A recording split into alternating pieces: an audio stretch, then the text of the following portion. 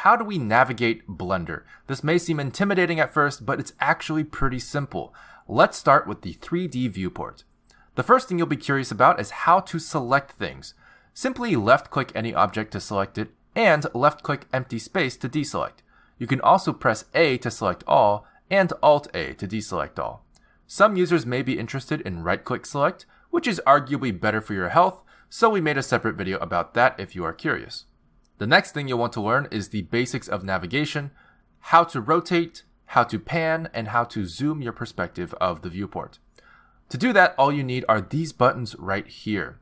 So let's say we want to rotate around our cube. Luckily, we have a very handy gizmo in the top right of our viewport that looks like this. Notice how it responds to our cursor floating above each axis. Go ahead and hover over the blue Z-axis indicator and left-click. You'll notice that it brings you directly into what's called top orthographic view. This can be done for any axis to snap to its corresponding perspective. However, if you instead click and drag the same gizmo, you'll find a much more flexible way of rotating your view of the world. It's important for some to know that you can also middle-click drag to achieve the same effect, but from any cursor position. Now, you'll notice that our view seems to pivot around a particular point in the viewport, that being the center or origin of our grid. This also happens to be where our cube is at the moment. However, what if we didn't want to look at the cube? What if we wanted to look over here or something?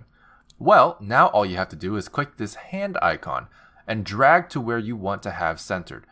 From there, you'll notice your pivot has changed when you rotate your perspective.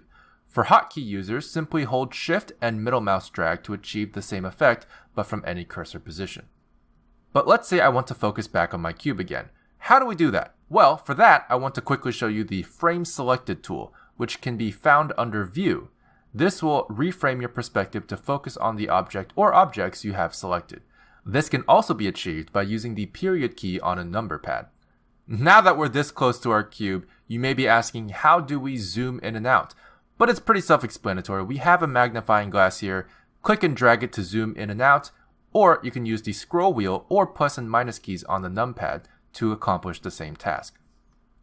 And that's basically it for the basics of navigation, but you may have noticed that we haven't used the other two buttons in this area, the camera icon and the grid icon.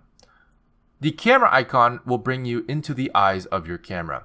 This is very helpful for setting up camera angles and previewing what will eventually be your output image. Alternatively, you can also use 0 on the number pad. The fourth button here is a grid. This may confuse you at first, but this switches your viewport between orthographic mode and perspective mode. I went ahead and set up a scene here to make it more obvious to you, but you may be asking, what's the difference between these two modes?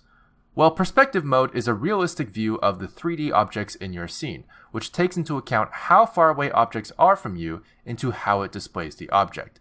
The further away something is, the smaller it gets visually. However, orthographic mode ignores all of that and flattens your world so that no perspective is seen. Everything is angle perfect. This is an unrealistic view but helps immensely with making models accurate, especially in relation to, say, a 2D concept sketch. But that's just the viewport. In the next video, I'll be talking about all the different windows we see here, what they do, and how to navigate them as well.